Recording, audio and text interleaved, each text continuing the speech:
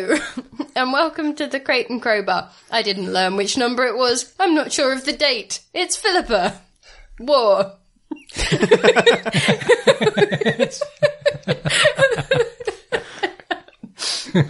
Do you want to do a proper intro, Chris? No, this is going swimmingly. I mimed what the episode number was, but... Oh.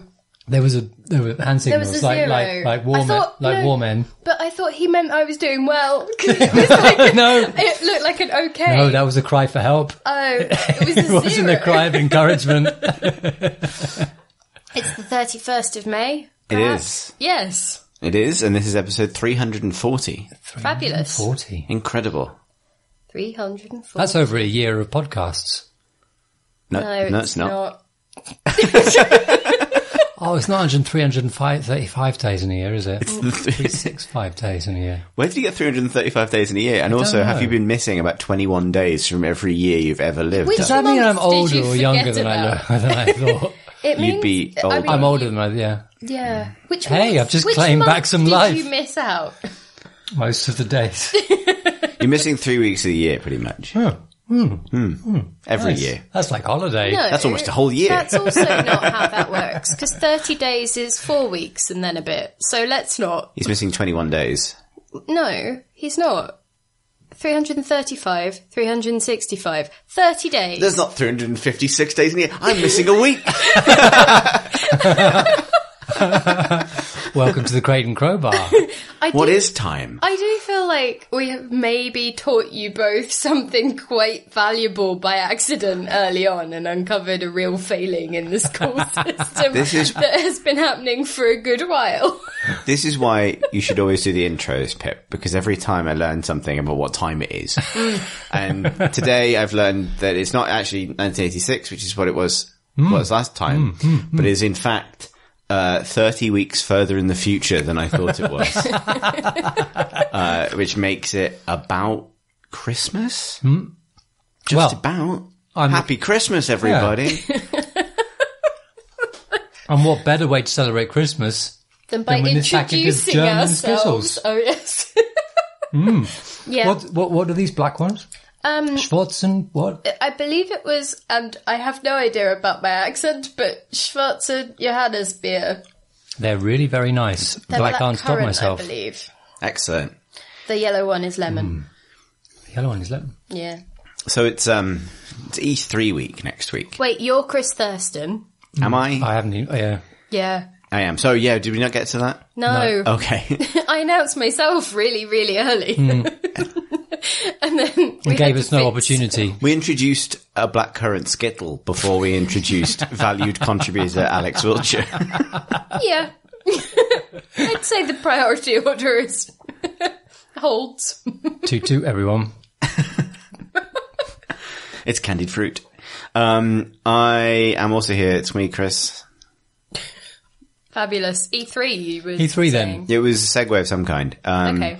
It's E3 next week, I think. Is it? Yeah. Have we been shown all the games that were going to be shown at E3 yet? Probably not. Yeah, there's some left, probably. So since the last time, because we're in the sort Dead of zone. the strange, well, you call it a dead zone, but stuff keeps getting announced because no one wants to actually announce their game during the extremely alive zone, which is next week when everything's happening at once. Everyone wants to basically have slipped out early, but not in a way that means they don't get the big hullabaloo. So they're slipping themselves out early without embarrassing themselves too much. Yes, it's like being at a house party if you're me.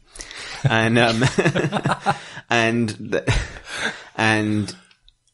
yes, and since we last week, what are you doing? I was chewing away from the microphone. I don't think they can hear you eat a Skittle. I think they could hear me eating the Skittle Yeah. earlier on. Apologies if you could hear the eating of Skittles during...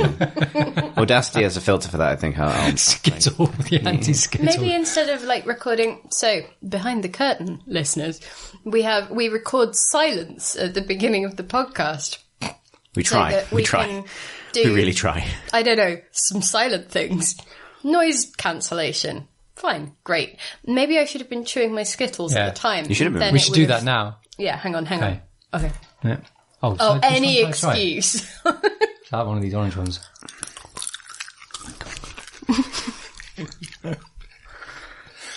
Okay. Mrs. Gold. Yeah. Anyway, hopefully that will have worked. And you will have heard nothing. I shouldn't have sat you both on the same side of the table. No, certainly not with sugar.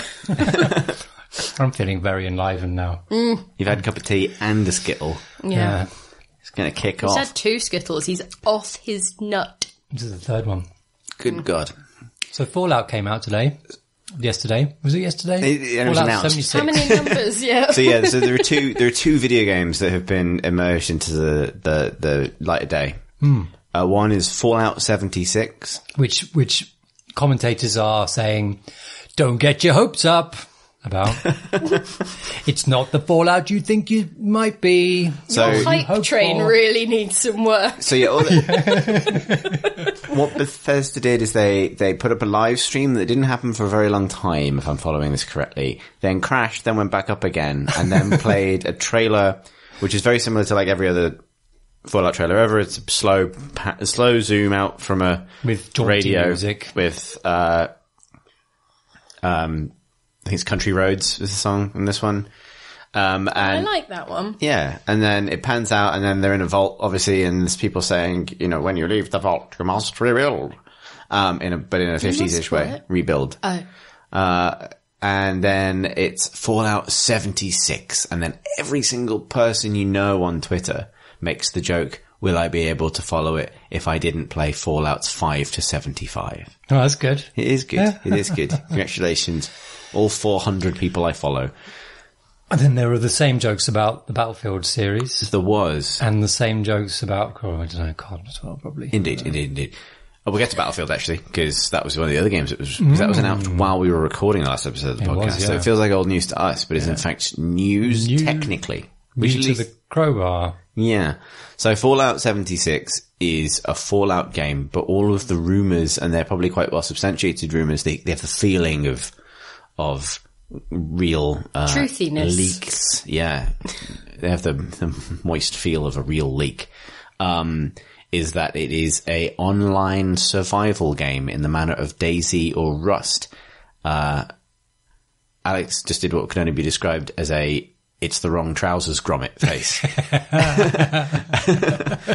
at this news. This is not surprising at all to me. Yeah, because it after the building-y stuff in... It seems a little bit soon for a new main series Fallout game, particularly because they normally alternate with other Bethesda open world things, right? Yeah. So this soon after 4, maybe an expansion for 4, but not a full-on game. And the rumor is that 76 was actually originally kind of conceived as a multiplayer mode for Fallout 4. This all sounds very, very believable. Yeah, and the little focus on base building, which is a mechanic in Fallout 4. This all seems very plausible to me. And it's interesting because obviously we're seeing everybody else. They didn't, as I expected them to, announce a Battle Royale mode for Battlefield. But obviously everybody's getting on the post-Operation Flashpoint mod scene bandwagon from some angle or another. And Bethesda's approach appears to be to go for sort of DayZ, H1Z1, Rust thing. The setting absolutely supports it. It does. It if not does. what people's hope, what people want to do in the game. Yeah. Yeah. It's, and it's interesting. Like there haven't really been any sort of games like that made with a sort of, I was going to say a sort of like, Bethesda level of polish. By which I mean... By which you mean what? More polished than an early access survival game. The bar was discreetly moved while Bethesda weren't looking. Or it wasn't moved and they went, this is a space we can own. People's faces sliding off mid-conversation and a man kicking a wheelbarrow into the sun. Right there before you.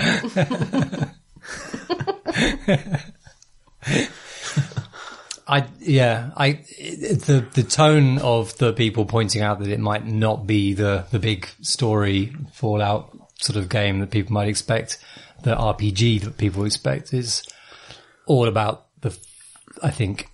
most people go to Fallout expecting stories, written stories, a lot of environmental storytelling, things written in blood, skeletons with hats on, sitting on toilets. Emails. On still operable computers and nuked buildings. And bathtubs with things in the bathtub. So rad scorpions. So I think it's really rad scorpions. Lame scorpions. Crucial and rad scorpions. Did you just say scorticans? I don't think so. Yeah. Well, I hope I did. I wish I did. Maybe I did. But yeah, I think that Bethesda's going to have a bit of uphill struggle communicating it if what the rumors are true, because I think people, and they're going to know that. But that reveal was so utterly similar to Fallout 3, Fallout 4's kind of early trailers that it was only going to evoke what people want from the series. So there's a rumor that they're going to finally reveal Starfield at E3. I think it's called Starfield. It's the space open world RPG that Bethesda have been almost certainly making for a couple of years now. Right.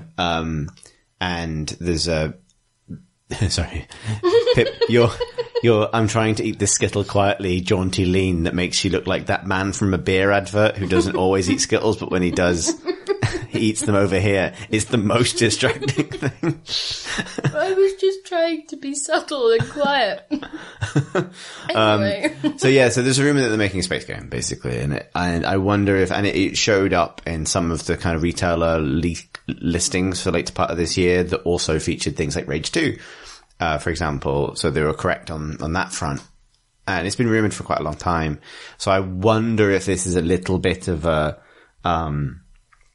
here's my kind of don't worry, you might get an actual Bethesda RPG sort of spin on this.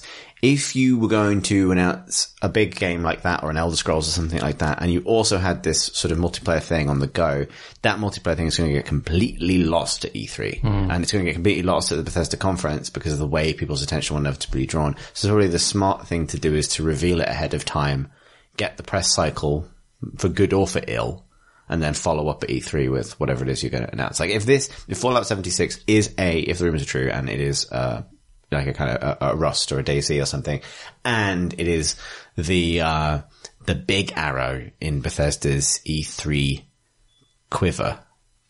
That's how archery works. You have arrows of different sizes. Yeah, because the big arrows are better than all the other ones. Yeah, it's a real big one. If it's the big fucking log-sized arrow in their quiver. Javelin. Yeah. Then that might be a bit lukewarm for them. Necessarily. So I'd expect to see something else or something more, or for these rumors to be wrong. Oh, but it's quite a big slate to be talking about. 3 big completely new games, is it? It wouldn't be 3 completely new games, would it? It would be Rage 2. Yeah, but things have been so quiet. Prior to this point last year, we knew that, or the year before. What is time? They have, but this is what I mean. Either this is their lot for E3 and they've shown it all beforehand, which Bethesda have done before. I've literally been to Bethesda events where that's what they do. Or they have something else to put out there. We'll see, I suppose, won't we? I suppose so. At E3 maybe. Indeed, yeah. I love the week before E3. They also, that EA done reveal Battlefield 5? Yes, V. Battlefield V. It's a lot of bombast. It is. It's got a very different palette. That was the only main thing that really struck out to me. The first thing I thought, so the kind of the dramatized trailery thing. I don't know how much. I didn't really see that much of it, I'm afraid. But I did see the very kinetic trailer with the characters jumping about, and it is very, very multiplayer-y, very kind of very dramatic, and it felt to me like it was trying to say, hey, sorry we went a bit too kind of close to reality and yet played a bit fast and loose with the old First World War thing. We're going fun for Second World War. Yeah, no, we're going for this fun war. Yeah, maybe Modern War 1 was a bit grim. Yeah, it's got this sort of cartoonishly heightened sort of, I was going to say a sort of Inglourious Bastards kind of vibe, but in a kind of neon, borderline, I was going to say almost borderline, Blizzard palette. I kind of mean that seriously. Like, there's a sort of bright blue skies, bright green grass, a big orange. You all right? Do you need a... I was going to say big orange Sherman. Yeah. A big Johannesberry. Sort of thing.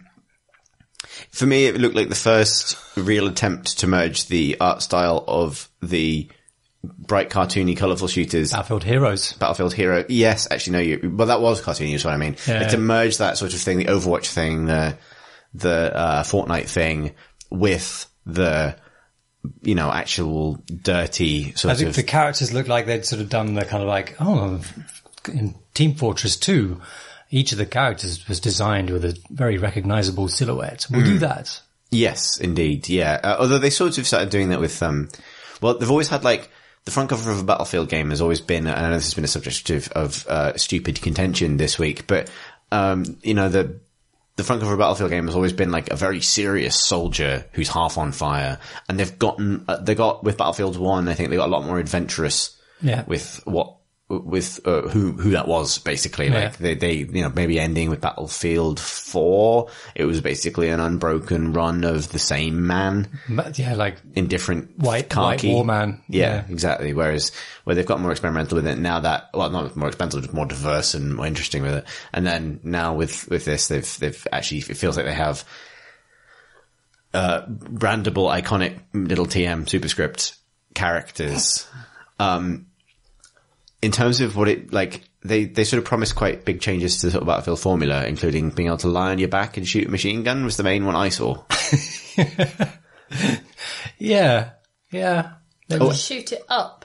No, I mean, like, if you were lying on your back, like, imagine, when you're lying on the sofa and you want to change the channel, but you're also lying, like, almost horizontal. Right. And so you, like, position the remote on your belly and sort of fire it between your legs at the television. No. Like that, but with a Sten gun. What are you doing?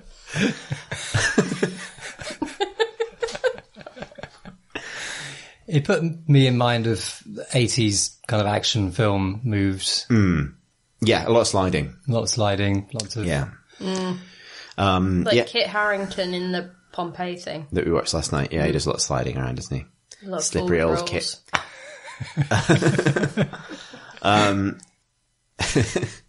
It's not a good film. It's not a good film. No. Bumpy. Yeah. Yeah. Also, the Netflix description is almost entirely wrong. Yeah. Oh, we've got to get away from that volcano. Does he say Where's like it that? from? I don't know. Why, Watch out for that falling rocks from the volcano. That is the best Jon Snow impression, which is assume what you're doing. I've ever heard. Yeah. Join us. And so what you're actually getting, so we're going to cut now away from the traditional programming of the Crit and Crowbar to bring you Alex's one-man play. Volcanic Death Comes to Emmerdale. I thought it was Geordie Shore.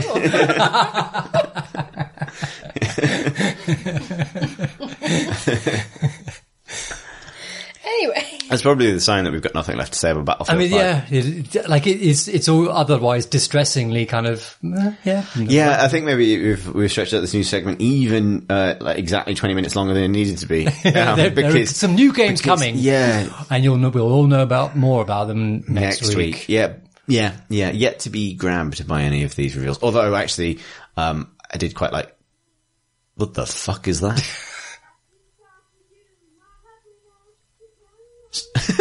We're really near the path. Yeah, there's a little path that runs past the house. We changed where we record the podcast to downstairs, and that's just children being creepy outside. It's a performance. Yeah. I've made it. We're wandering into the distance now. If we can hear them that clearly, they can hear you saying that clearly. No, because of sound, it's different inside than out, probably. I'm trying to freak Chris out. I was trying to make him mend his ways. What did I do? You were mean. I was mean. I apologise. Sorry. What if those children listen to this podcast? They'll think we were famous. Oh no. Oh, now I feel awful. Yeah. Good. But no, yeah, we'll never find out next week, won't we?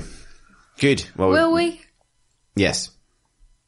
Not whether I was mean or whether the children listen to the podcast. Well, we will find out if those children listen to the podcast. Don't at me, children. Because you won't read them. Indeed, no. He can't. He doesn't understand it. The form. We should talk about some computer games. I mean, I'm not sure the news ones we talked about count because they're just names, aren't they? There's just names and trailers and bright lights and Just flashing colours and content. promises They're and dreams. dreams. They're contents, yeah. They're They're dreams all of content. franchises. Yeah, No one's confident enough to leak a non-franchise game. That's true. That's why all of the big... Nothing can stand alone. Or something. No, that's true. I was going to say, well, they did announce a new kind of Pokemon game, but that doesn't Did count. they? Yeah. Like what? Let's Go Pikachu. What does... And Let's Go what? Eevee. You need to... What you need does to that watch. mean? It's the game where you got a little. It's for the Switch. So we're not allowed to talk about it, or the podcast will catch fire. But it's the one where it's like Pokemon Go, but also a regular Pokemon, but it's for the Switch, and you get a little Pokeball, and it lives in your pocket. And when you go on a lunch date with your friends, your professional work friends, in the lifestyle world you live in, you get out your little Pokeball and you shake it, and it goes Pika, and then your friends go, "Oh wow, great, you're 40." Do you think that everyone in business class is doing this on flights? Yeah. It's causing a right This is kerfuffle. like a business decision that they make. Yeah. It's basically a new Pokemon Yellow. What That's does exciting. that mean? It's the one they made after Red and Blue. It's like a spin-off where you have Pikachu from the beginning. Because he's yellow, or because they Yeah. knew the primary colours? No, Literally that's- because he's yellow. Oh, fine. Have they run out of colours? No. No, they did. No, Well, it's- they're doing shapes or It's sort of- celestial bodies. Yeah. Have we had Pokemon Green? Yes. Pokemon Purple? No. Pokemon Taupe? Sapphire. Burnt Sienna? Yeah, but yeah. Ochre. Crimson? They moved on to gemstones, then celestial bodies. Then Maybe they could move on to Quarks. That'd be good. Well, Pokemon Up and Down. why not? Why not? It could be, subatomic particles. panicles. Panicles. It's those subatomic panicles that made It's like quantum. the Do you rad have that Scrippian or Pokemon whatever it or was. not? No one knows. Don't measure it, otherwise Yeah. it'll definitely get away. You will never know what or stats it something. will have if you look at it. I don't think we fully understand this. I Do you know wanted to though? play Because it. that might actually, with my very minor knowledge of Pokemon, is that each Pokemon does have a secret stat, which only Does it? the most experienced trainers. There's a lot of know. What, like hidden. vengeance or like Yeah, what, a cookery? it's Bloodlust. it's me. Yeah, Fashion. yeah, them. But if you know that figure, then it loses it. Probably. I made up the last bit. That was lies. That was lies. So that's all for this week's Pokemon news. Indeed. If you'd like to send us some Pokemon news. No. Alex. Yeah. Do you want to tell us about a game that you've been playing this Yeah, week? sure. Yeah, okay. Have we talked about City of Brass before, Christopher? Yes, I have. Oh, you played it. Yeah, I have. But let's talk about it because I haven't returned. I have been did you- playing it consistently, and I haven't returned to the subject on the podcast. So Have you played it since the 1.0 release? Yes, Oh, okay. Yeah. So I've been playing a bit of that. it's good, isn't it? It is good. It is good. I didn't like it very much to start with. I felt the movement and the combat and the kind of the feel of the weapons felt very staccato or kind of It doesn't flow straight away. Yeah. But then it did start to flow, and I'm enjoying it a lot now. So for people who weren't listening when we last discussed it, this is the first person. I'm going to call it a roguelike. Yeah. And don't at me, children. Well, I think it's a pure roguelike, really. Well, First person style. it's I think there are people who would describe it as it's a bit like Spelunky, all right? It's like Spelunky in I first don't know what person. to like this whole roguelike thing. I don't know what to say because one time I wrote something that like slightly pussyfooted around like it something being a roguelike. I think I called something a roguelike, you know, and then first comment was, look, we all just know what you mean by roguelike, so just use roguelike, okay? Like that. It's like, okay, but just Oh God, yeah, I'd like to do that. But there's the opposite man who comes when you do the other thing. Might be the same person. Never they shall meet. Toying with me. You toying should with mess all of with us. them. You should be like, it's an MMO.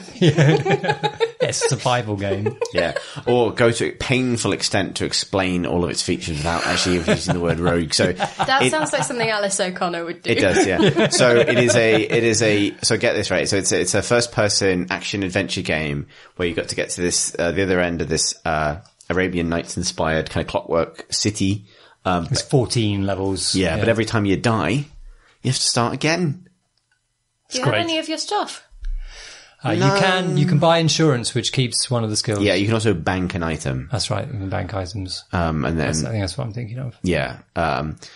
Yes. So yeah, I thought I'd only played an hour of it when we last talked about it. And I've been basically just doing the daily challenge every day. Oh, you have? I haven't actually delved into It's just that. a regular way of playing it. It's just a particular seed that everybody does, and it feels like a nicely structured way of encountering it every does. day. I mean, I wouldn't say that the levels feel sort of different enough to inspire, like, so Spelunky's kind of, daily challenge, the way that Spelunky levels are designed is that you can see so much of them, so you're more aware of like how they're laid out. And the patterns over which kind of your approach to each run will kind of succeed or fail or be better or worse, getting to the City of Gold and things will be affected by the seed quite deeply. And, those little happenstance things that happen. I don't think you get that kind of richness with City of Brass from my experience so far. I don't think so, although I did start to get to the point where I have opinions about, what upgrades I'm really glad to get early and what kind of things change the feel of the game. I think it's inevitably a little subtler because it's a first person game. I think, oh, Jesus, that was loud. Sorry, I thought it was going to... like a normal beer, but it's more like a tennis ball can. It's got a very big pull in it. If only it wasn't full of snakes. My God, what kind of can is that? Come off that can. How You were talking about how opinions. you enjoyed the way the upgrades would be. Yeah, there is a meaningful. So, like Spelunky benefits a lot from having quite big, obvious changes in both landscape and in upgrades. And City of Brass takes a little while to get to that point. But when you get when you have the extra long whip, for example, that's a good example of like quite a subtle thing, but being able to suddenly like get at grappling hooks from different angles and things, and sort of, I was going to say wanging yourself around the levels willy nilly. Wanging and willy. Yeah, exactly. I said both of those terms. Just enjoy, everyone. Do you use the rings a lot? I do. I think they're a bit of a trap because sometimes you see that ring and you're like, I'm going to whip that. You're going to fall right into the hole. And you do, and you can do a mid-air 180. These, to be clear, are hanging sort of hoops that you can grapple to fling yourself into the air. Using your whip. Using your whip grapple.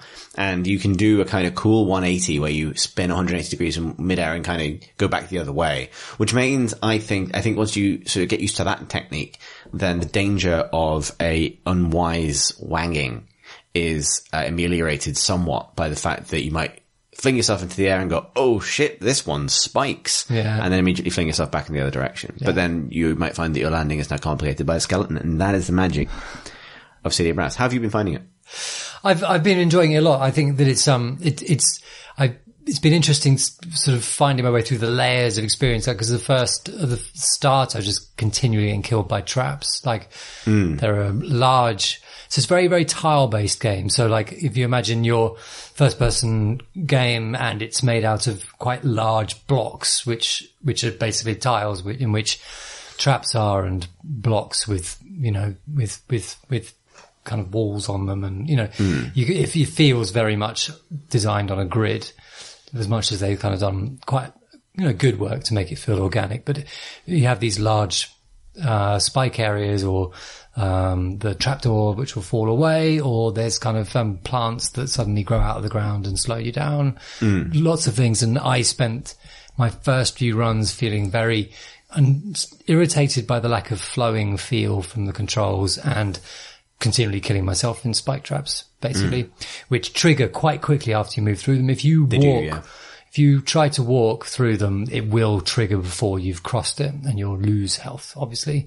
But you can trigger them in other ways. You can use your whip to do that, which is the one way, or you can zip in and back out again, and before it kind of goes up, and then wake your way through them as they're retracting. You've got a grace period. So like learning all that stuff, and also learning what to watch out for, was the first sort of kind of layer of experience. And then after that, actually, then I started to feel kind of the synergy of the whip, to control enemies, and the sword only kind of not to do lots of flailing at them, which I think I did to start with. And once actually I started handling the weapons better, like, okay, the whip is for, stopping them moving or moving them away from me, together, and then sort of letting them all sort of crowd towards me with a spike trap. Then it started really to sort of work. Yeah. There's also something that I think clicked for me. The two things that clicked for me to help it flow a lot. One is the slide jump, which does go fast enough to get you through spike traps. So you start to realize that actually if you're ever just running, you're sort of making a mistake. Like you should always either be on your bum or in the air. Yeah. And the other is that you don't have to kill enemies. No. Like, you don't get anything for killing them. They don't drop anything. Obviously you want to be able to spend enough time in each environment to loot them, because money's very important and you want to pick up all the stuff. But also, if you whip any collectible, you grab it.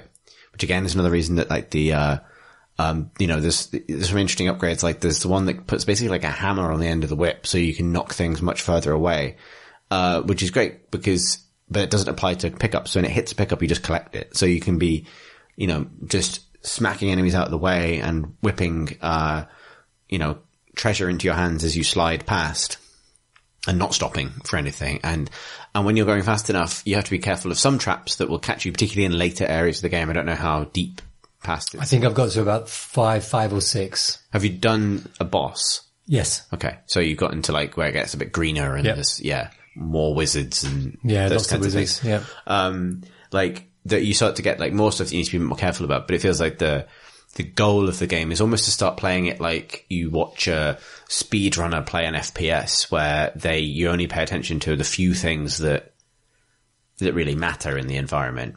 Yeah. I watched a sort of a speedrun, which is like 6 minutes for all 14 levels, and with no tricks or anything. It was just pure play, and it was just ignoring everything, running through lots of using every ring because you get the speed boost, sliding. So the slide is a funny feeling thing, because if you just slide, you stay in that slide for ages and you slow down. Well, it's like you've fallen over, to stop. right? Yeah, and you're kind of like, oh, and you're sort of scraped to a kind of a halt, and then you stand up and it's sort of, oh, that didn't feel so good. But if you jump, then suddenly you get a little speed boost, as if you're kind of leaping off or sliding across the ground. Yeah, it's a nice little game. Like it's. I think I said this when we spoke about last time, but it's not occupied. It's not absorbed me 100%. Like I've not felt the need to play it all of the time, but I have consistently returned to it, which makes me feel like my purchase of it was worthwhile. Because I've kind of consistently got like half an hour of fun out of it. Yeah. Because it does provide these little sort of adventures. I think I have gotten, like, I've never really gotten past like maybe 7 or 8 levels in, like halfway through basically. So, but that's about as far as I comfortably got with Spelunky, I think. Like I'm kind of used to the idea that these games, you're probably not going to see the end. But you can enjoy, as long as you appreciate it, sort of accept that, and you can enjoy what you do. Although I suppose there's an argument that these games sort of should ideally inspire a kind of compulsion to keep getting better and to work and work and work till you do see the end. That's the Spelunky or Binding of Isaac or Crypt of the Necrodancer kind of thing, right? Where people get really obsessed with solving them. Whereas that for me was the good thing about the daily challenge, because the daily challenge sort of said to me, this is what you're dealt. You just do as well as you can, as opposed to, like you just roll a new level, try, fail, roll a new level, try, fail. There's a sort of an end to the daily challenge, which is exactly one level long. Yes, right. And I think I think when you get the hang of its sort of movement system specifically, it is quite a nice feeling game. I think you're right that initially it can feel a bit slow or unclear what its kind of criteria for smooth movement success are, but they do exist, It's and when you there, kind of figure them out, to learn them. Yeah. No, it's a cool game. It's interesting that kind of level of compulsion. I totally agree with you about it lacking the same level of compulsion. Certainly Spelunky.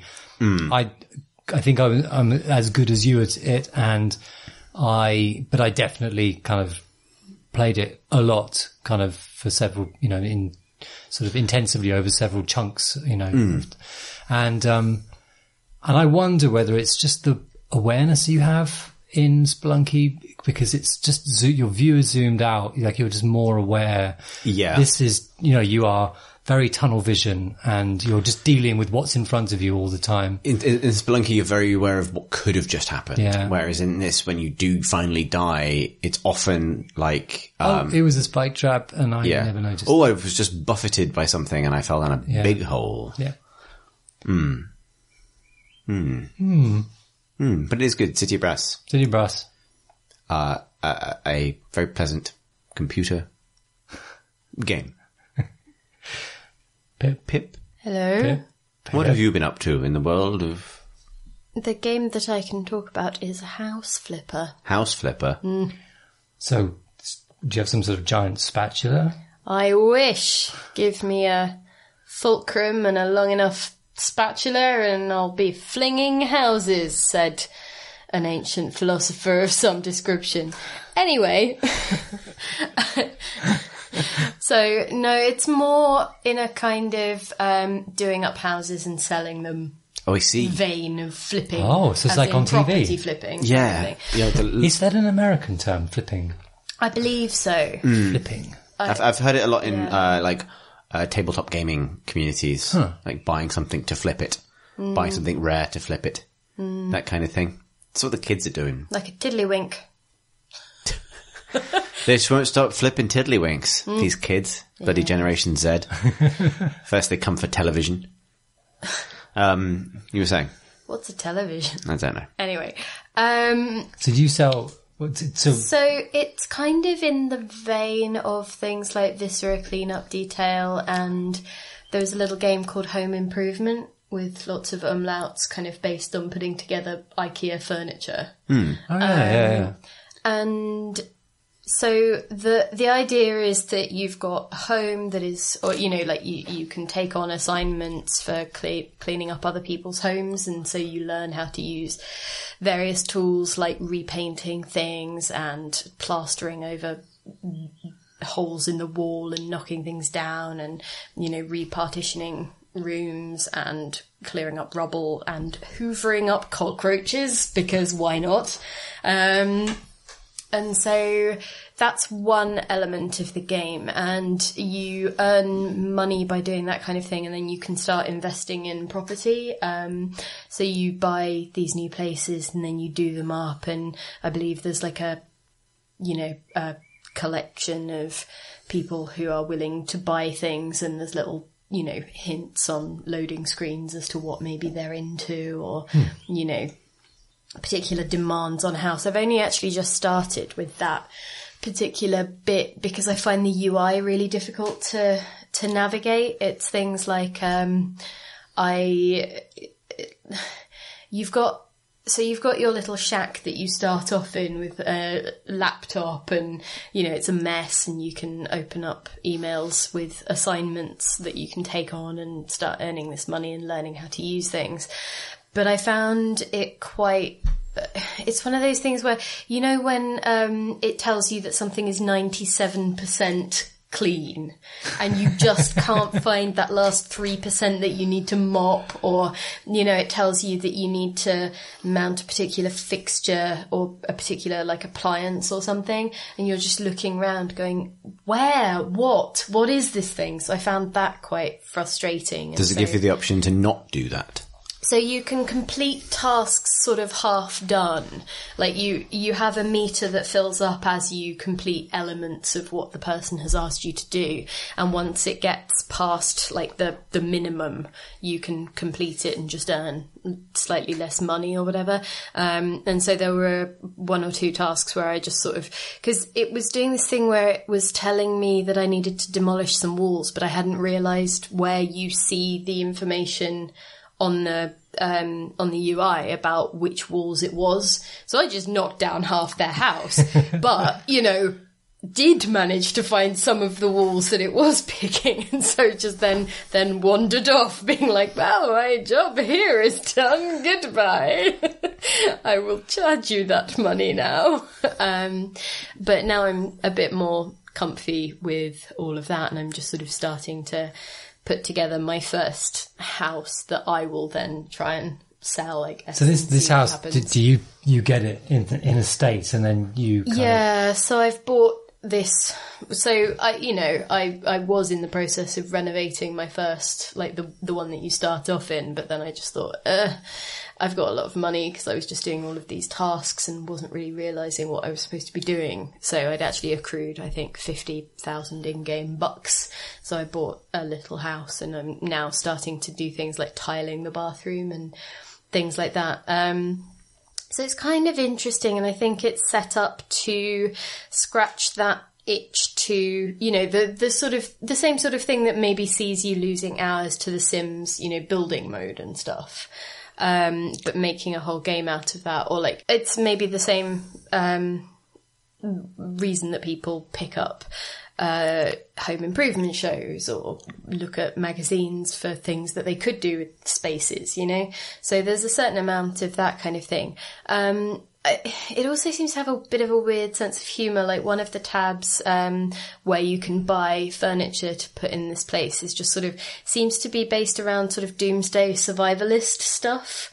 Like preppers. Yeah, basically. But I haven't encountered that in whatever, the general story-ish. Because I was going to ask you about the kind of the feel of it, because it sounds quite sort of sterile and kind of not particularly funny, because Viscera cleanup detail I like for its sort of sense of humour. I think the things that I really don't like about it are the fact that the mess just seems so anonymous. Like with Viscera, you actually get a story.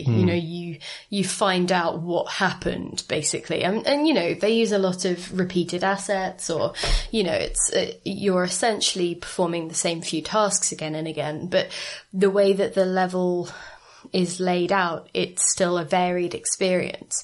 Whereas this was very much, single left click on every single, beer bottle and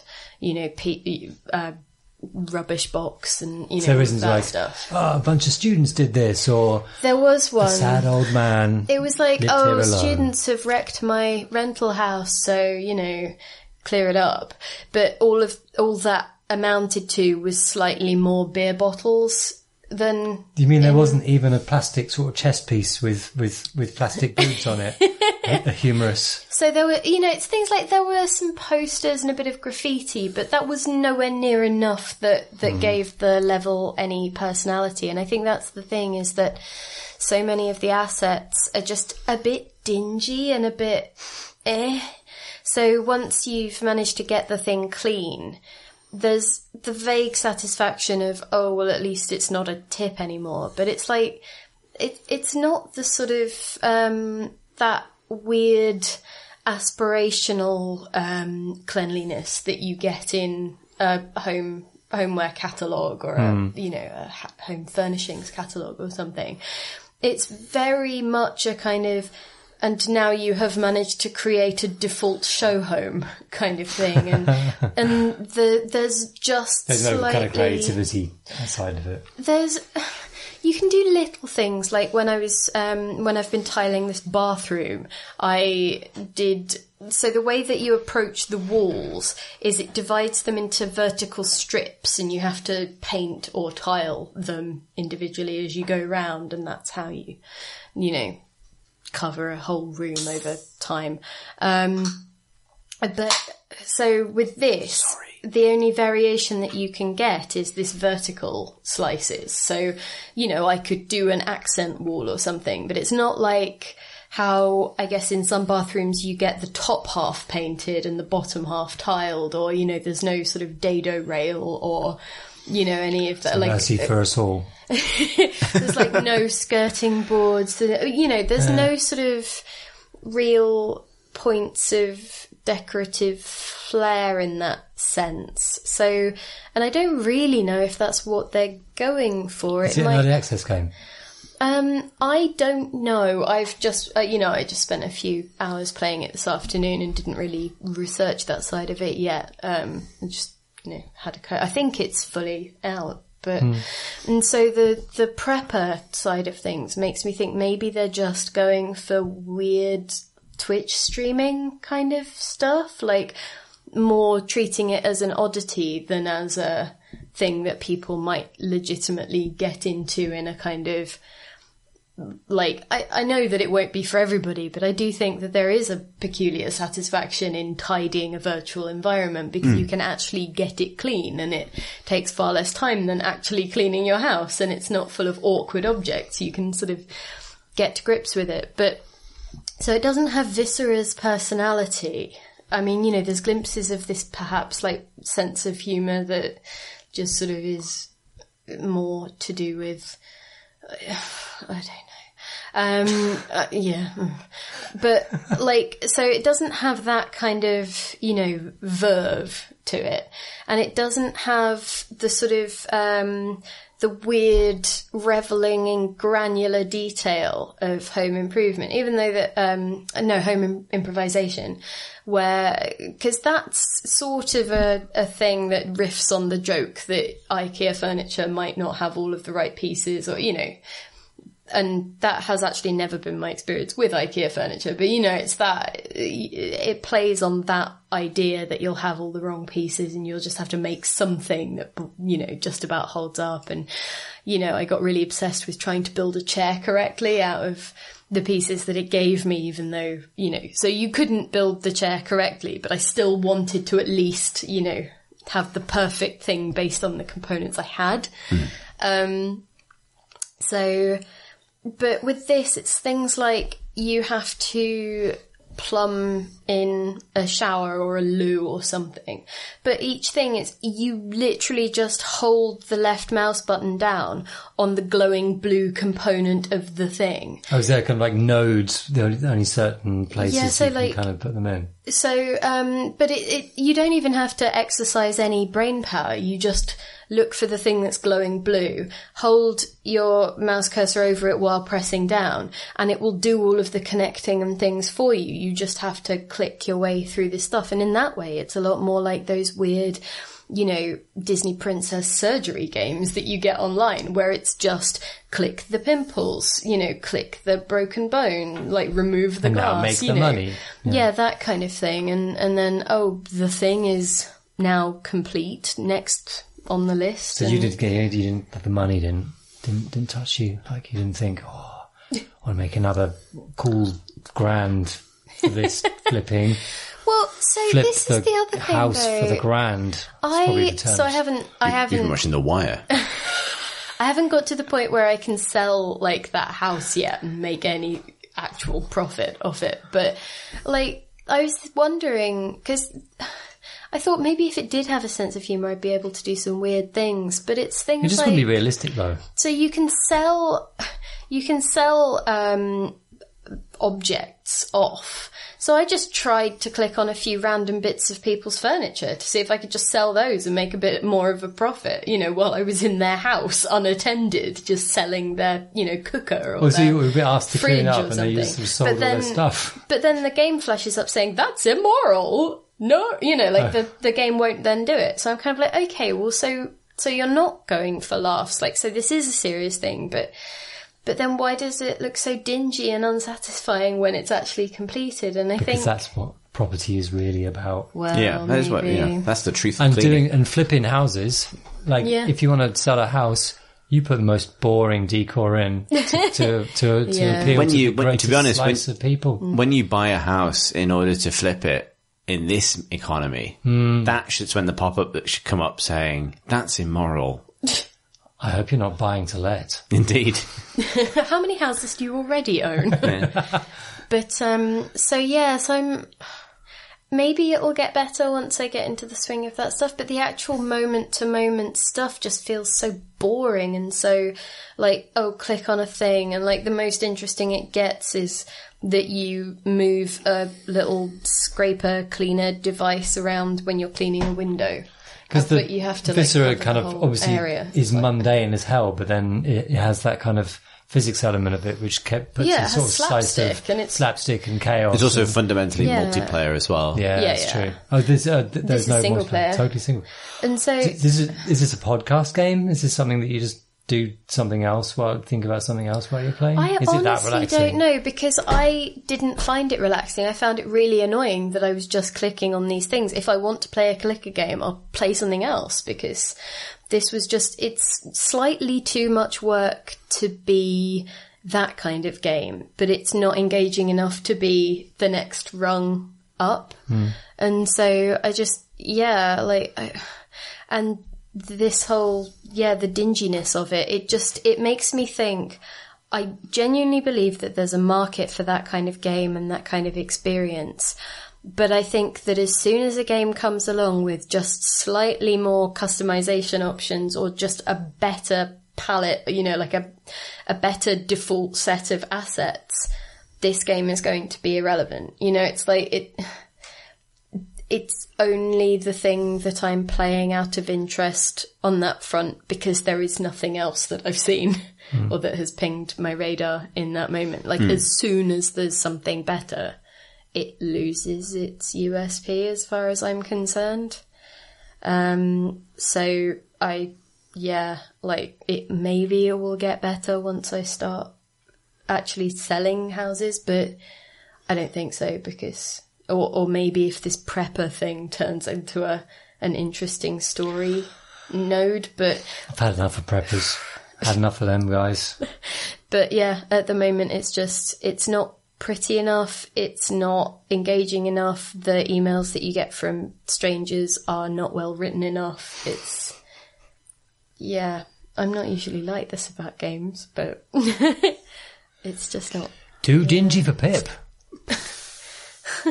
Indeed. What have you been playing, Chris? So I want to take you on a journey from expectation to reality about myself more than anything else. A journey from intention to wherever the fuck it is I ended up. So I decided that I wanted to play Pillars of Eternity 2 Deadfire because it looks like a lot of fun, and I'm very much looking forward to it. And I very much liked Pillars of Eternity, but because of a big town related crisis, I didn't finish Pillars of Eternity. So, and that was also a little while ago.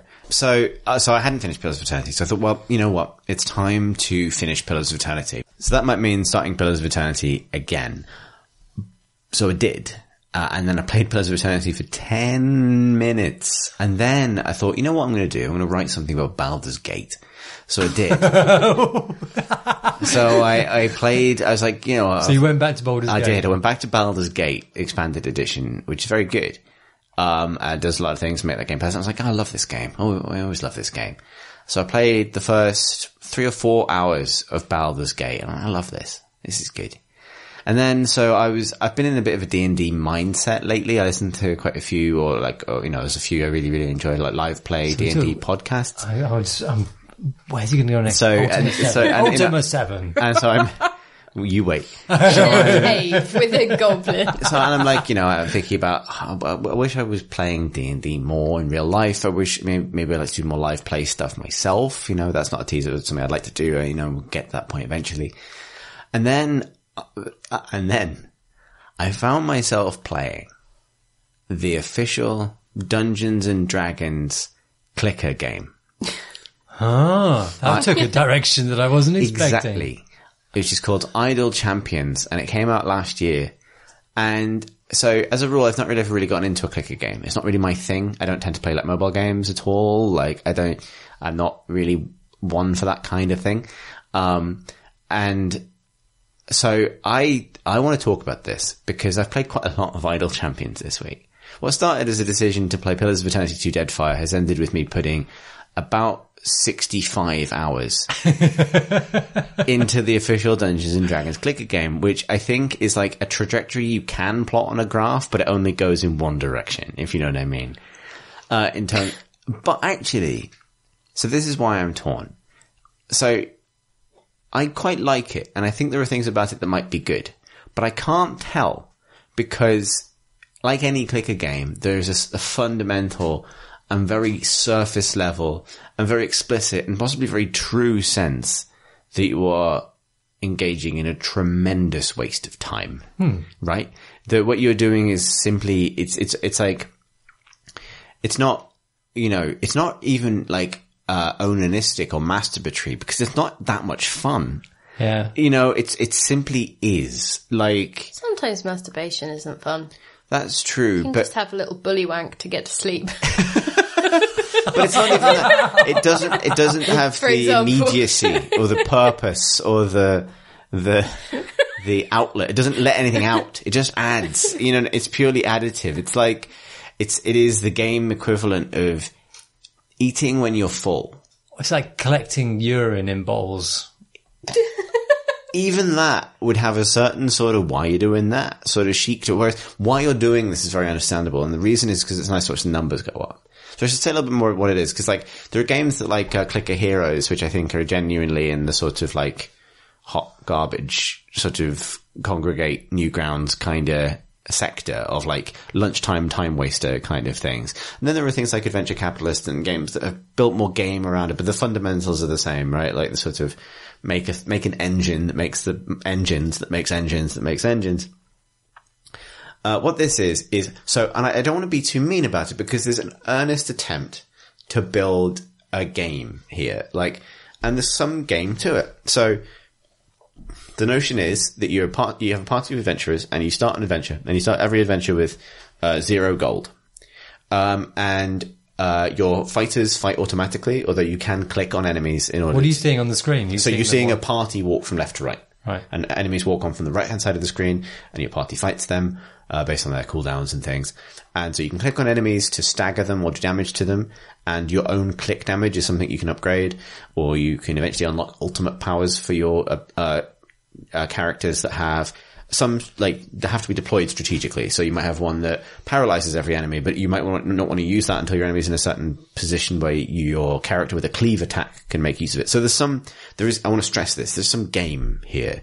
There's also the fundamentals of its, strategy is, you have a formation. And so in the default campaign, it's a diamond that ultimately has nodes on it, and you plug each champion into a node. And as you level up characters, you spend money to level them up, and then as an in-game gold, and then you unlock, obviously they get better at whatever they do, like healing or fighting or tanking or damage, but a lot of them also then start to apply buffs in a particular shape. So your bard projects a damage boost forwards across the entire formation. One of your tanks produces a damage buff into the column behind her.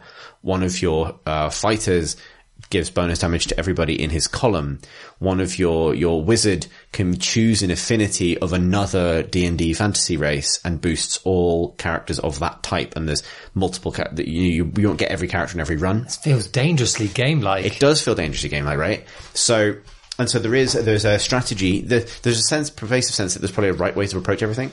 So there's a strategy initially in just building an efficient machine, that eats them, investing money in your own clicking feels like a folly. You want to build the machine that can do it. And you start off doing you have your DPS meter and it'll start off 3. And then by the time you've invested a bit of time into a run, it gets efficient.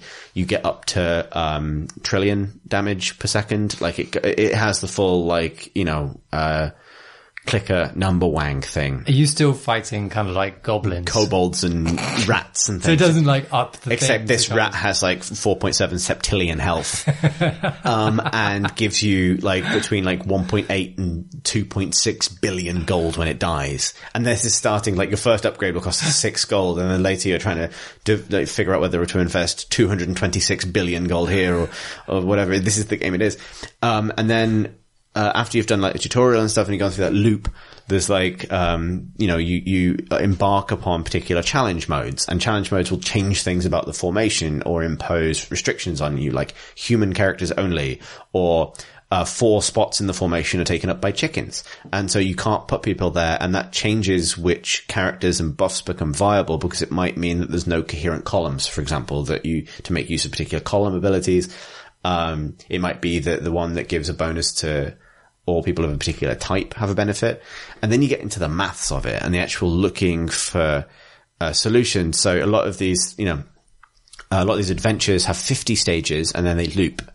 But some of the challenges would be to get like level 75, which is, all 1.5 runs basically. And you might pick a character who can pick a favored enemy for the entire party and then gets bonus, doubles your damage against that enemy type. And you'll initially make the wrong mistake. You'll make the wrong decision because you'll pick the one that you're currently fighting. What you need to do is figure out what's the enemy type of the last 5 stages to reach the target you want to reach, because that's the point where it's going to become really difficult.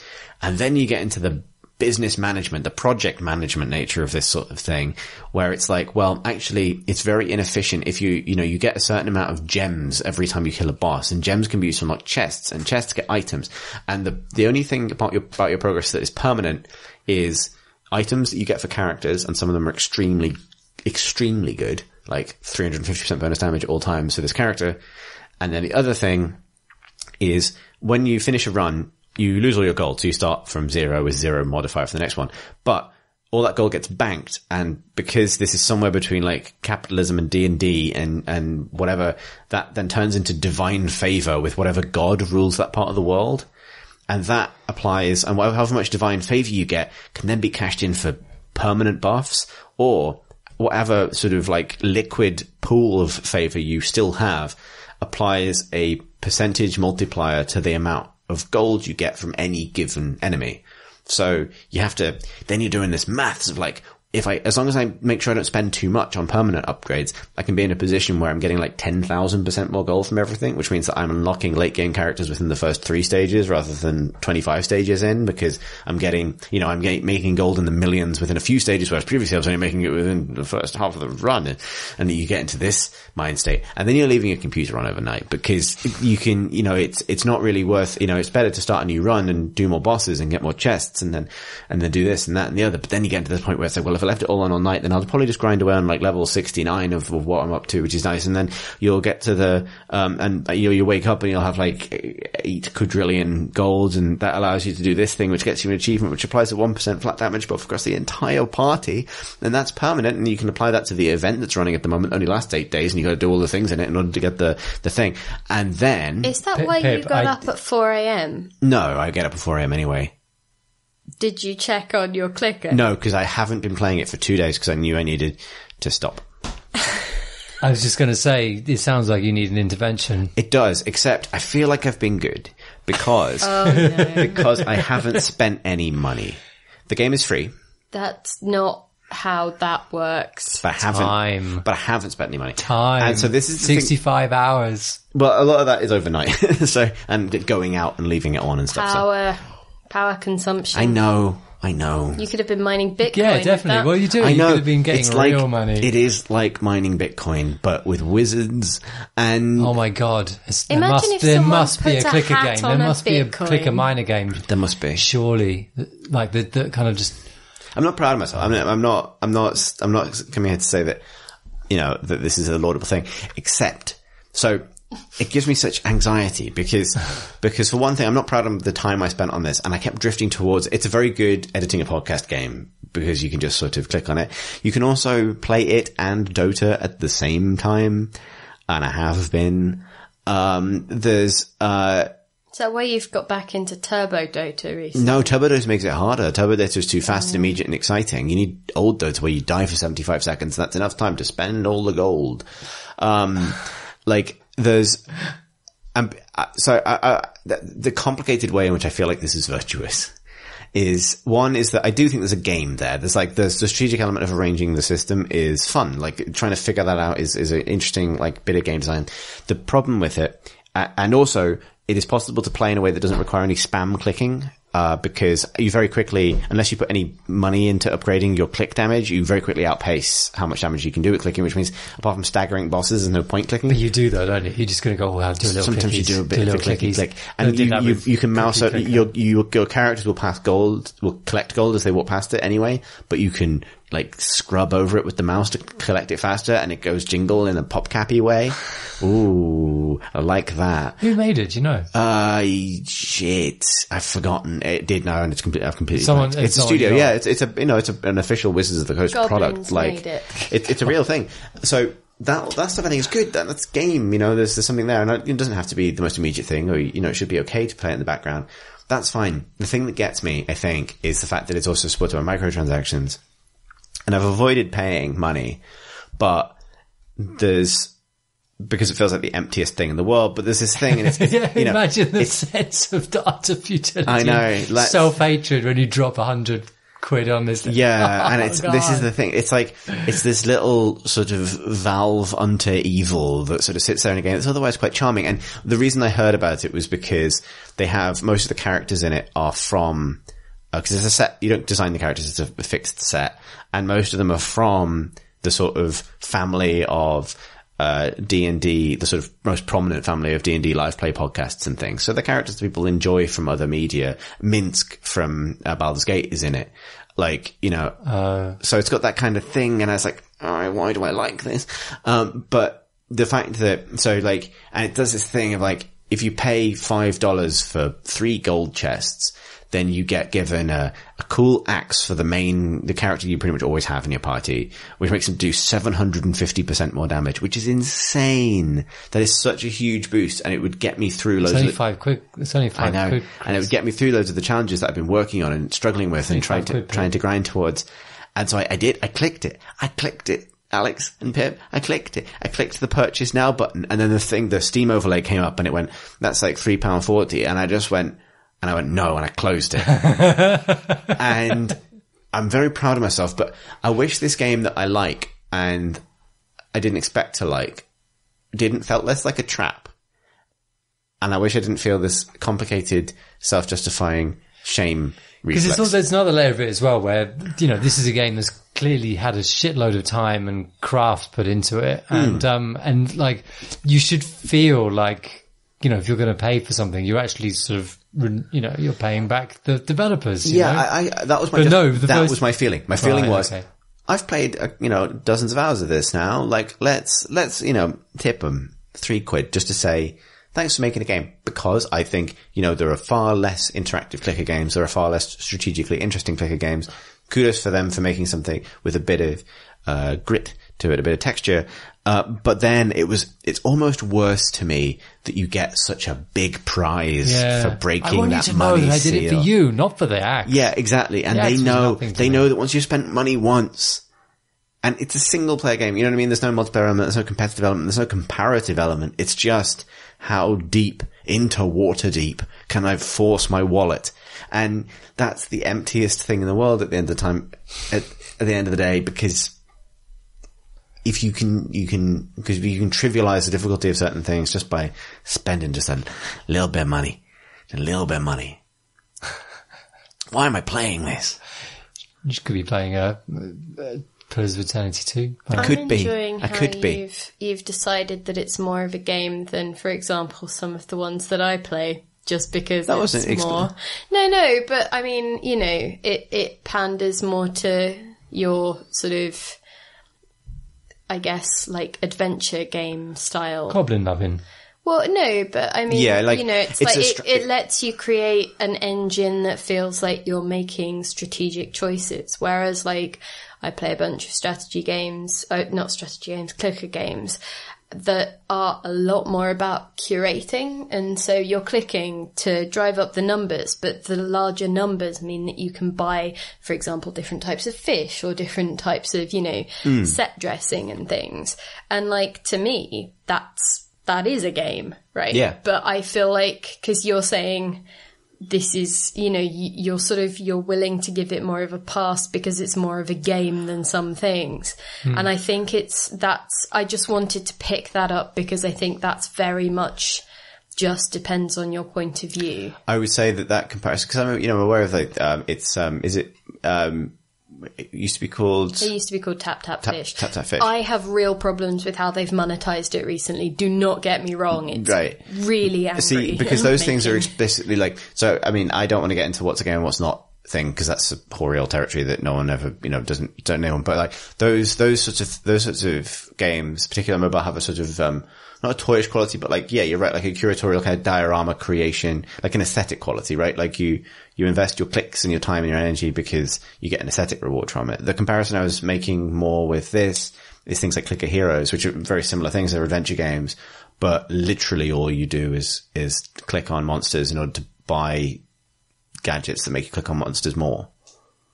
And there's no curatorial element. There's no, but what I'm saying is that I didn't want it to be that we'd just written off like things that don't have those extra elements as if they are. There's always a danger of sort of putting kind of game-like kind of strategic things up, because I would also to make it more legitimizing. Because there is also a strategic layer, because, not in the sense that you're talking about with fighting monsters and things, but there is in terms of, figuring out how to do things efficiently, or, what the new event means in terms of, how you can get the things that you want out of it and things like that. And there have been some interesting ones that I've played in the past that really were just about like having numbers go up, but they were interesting in terms of like they weren't monetized, and so you would cap out after a while because there was a limit to what they were doing that was interesting. And it's sort of like, oh, is that because like there's no incentive to make a game beyond this point because it's not going to bring in money, or like that's the experience that people will have got out of it at this point. So that's kind of, and there's kind of like interesting as well. The sort of the narrative, sort of like the paperclips, universal paperclips. Yeah, I was going to mention that, which kind of has the cookie clicker as well. Yeah, like where there's you're experiencing a story. There's that one about potatoes, putting potatoes in space. I don't know that one. There's also a really interesting clicker game that I think someone wrote about as part of Bit Summit, so the Japanese games event. It sounded really interesting, and so I picked it up. It's called My Organic Garden, or Forget Me Not, My Organic Garden. But what it is you click on these things to grow and harvest human organs that grow on plants, and then you can like sell them to people. Like they'll send in orders for things like, great colons and things like that, or hearts or whatever. But also people will come to you in your sort of weird death greenhouse and ask for things, because these organs like have a soul as well. So you can bring like weird dolls to life, or like you can bring someone's cat back to life, that kind of thing. And so there's like that's more on the end of like, there's a very definite narrative to follow and a real end point, and it's interesting in that regard, but you are still ultimately clicking everything and, just sort of upgrading and trying to make your own life a bit easier, and like trying to click slightly less than you absolutely have to. And so this wasn't to criticize you for what you were feeling about the game, because I find it so interesting how people justify this stuff, because like there are things that I will pay for and things that I won't pay for, and it's all sort of on a weird like self-justified scale that obviously the developers will never. If I can just stay on the right side of the line I've arbitrarily drawn here, yeah exactly. It's all going to be okay. And there are kind of casual games that I will not donate to, and I wish that there was some way of like explaining my displeasure rather than just sending an email that will go nowhere. But it's like, that they are my line in the sand of, I will carry on playing this thing, but I will never invest money. I will close my eyes when you make me watch an advert, all of that kind of stuff. It's kind of weird though, because like, the developers always put a lot of effort into these things. Yeah, and keep absolutely. Running, very conscious of that. And like, and it's like the very form of the genre seems to kind of stop you wanting to give them any money. Like it's a bit, it's kind of slightly abusive and weird. Like the developer and the players are all kind of sort of viewing each other with deep suspicion. Yeah. You're not going to pay for my thing, are you? Yeah, but you're just eating all my time. Yeah, exactly. Yeah. That's the thing. I think, it makes me nervous that maybe it came across that I was saying that other games aren't games or whatever. Like, I'm not interested in that. Simply because this one, like, it almost gets far enough away from being a clicker game to the extent that you don't have to click and it becomes a strategy game, right? Like, there's a dial here being turned one way or the other. And that's not a value judgment. I think it's just a mechanical fact of the design of the game that it's actually about fantasy party management. And, there's an element of this that has a relationship with like the sort of, is it the Gambit system, Final Fantasy, or which has, how make an optimal party that can grind environments for you, or Diablo, or those kinds of games, at which point we would consider it to be in a different genre entirely. And yet, it sort of struggles on the edge of that genre, and then the presence of the microtransaction element adds that. But I think, sort of it's where, distrust. Where is what is the ultimate aim? I think with Diablo, you can say, well, my ultimate aim is to be able to play with my friends, do that thing with my friends. Yeah. And kind of what was the game you mentioned before? Like the similar game that before Diablo just then. Oh, Final Fantasy. Yeah, Final Fantasy. Actually, that's really clickery. But then you're kind of experiencing a story. It's kind of There's a light story to each of the campaigns in the D&D one, but it's mostly just a little bit of flavour. Yeah. Weirdly, I wonder whether, because there are games that are so obviously that kind of clicker game that will try and extract money at all available opportunities. And it feels like, from what you've described, this one is perhaps maybe slightly more risky to engage with, because it's sort of...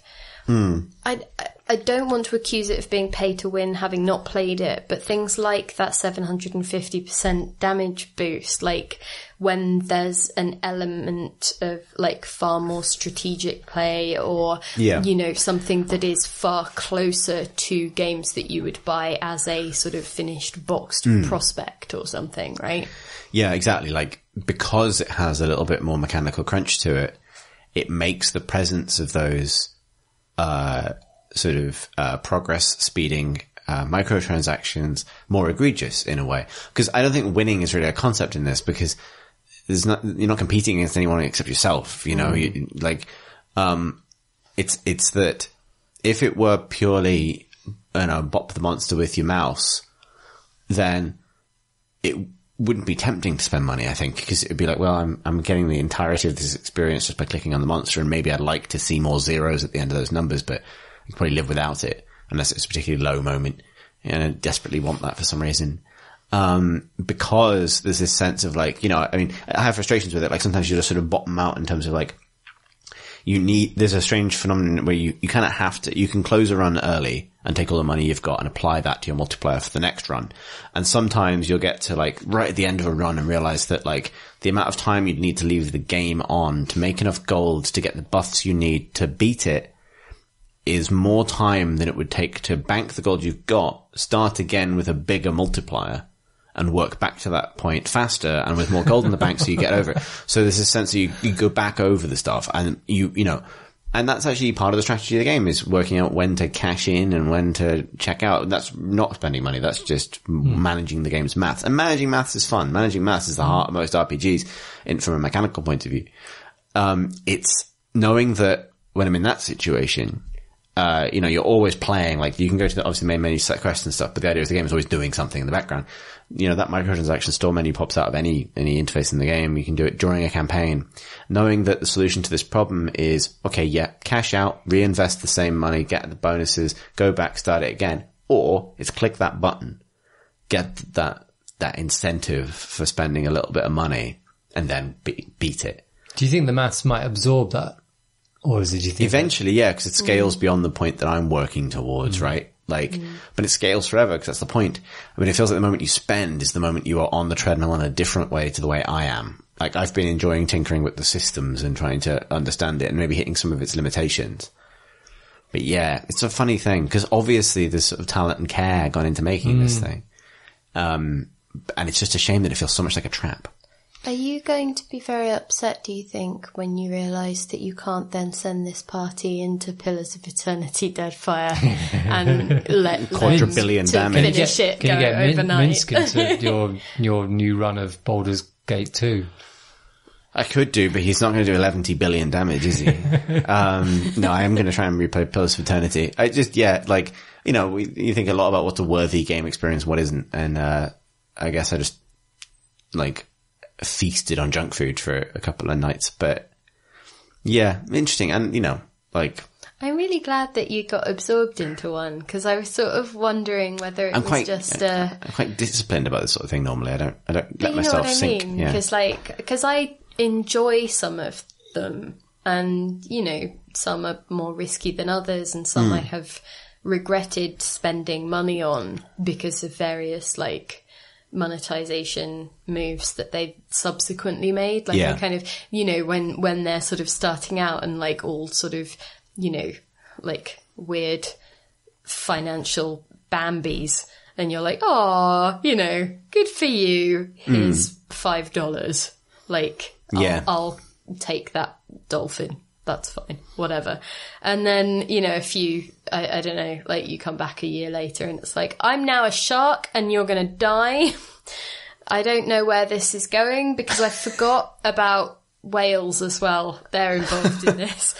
Anyway, at the zoo, the zoo of game development, this is I'm David Attenborough, and you have been listening to Planet Earth. No, but you know what I mean. Like, when somebody is starting...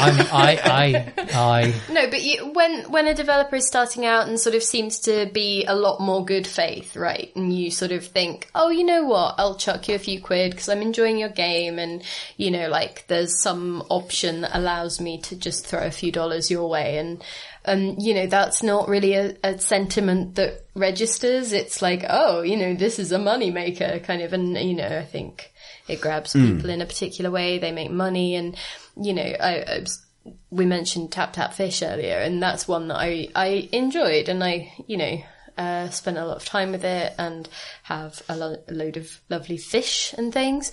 But they changed how their special events work. They got really gougy, really kind of like, you know, lucky drop kind of oriented, really complicated. There's like so many different currencies in that game now. You can, like, you earn different, like, you earn sea urchins and you earn seaweed, and you can spend them on, like, all kinds of different things. And it's just too complicated, and it's kind of a mess. And they walked a lot of it back with a subsequent event, but, like, yeah, that absolutely destroyed the goodwill that I think it had built up. And one of its biggest sort of fans, like someone who runs the wiki / how-to page for these events and things, was just like, I do not support what the developers are doing right now. And that's like, you know, that felt your biggest like a fan. big thing. It's like, yeah, so it'll be interesting to watch how that goes. But anyway, I was really interested to see you get, like, drawn in by one of these things, because I sort of wondered whether it was just going to be like my trashy pop culture TV habit, and you'd sort of, you know, dip in every now and again to see what I was doing, but ultimately sail away unscathed back into sort of sensible documentaries and so forth. Having been out of it for about 3 days now, I don't think I'll play it again, which is maybe the key. Like, I think I had my 3-4 days of, like, lost weekend. These games hang by a thread. I think that's what they know. They know they need to get the sale out of you now, because as soon as that spell's broken, you're not going to come back. Shall we do some questions? I'd love to. And before we do some questions, can I say that, so I mentioned this, we're about an hour and a half into this podcast. At the beginning of this podcast, we made quite a pointed mistake that led into a bit and therefore can't be edited out, which is that this isn't episode 340.